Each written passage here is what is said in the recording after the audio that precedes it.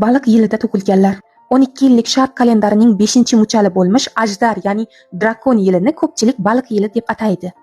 Plyus tomonlari: lider, boshqarishni yoqtiradi, xarizmatik, o'ziga tortadi, tavakkalchi, katta o'yinlarni xush ko'radi va o'ziga ishongan, men qila olaman pozitsiyasida yashaydigan insonlar toifasiga kiradi.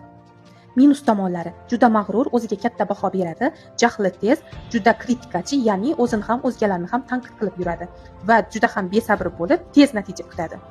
Ajdar bu real hayotda yo'q mifologik obraz bo'lganligi sababli muchal sohiblariga ilohiydan berilgan iste'dod bor deb qaraladi.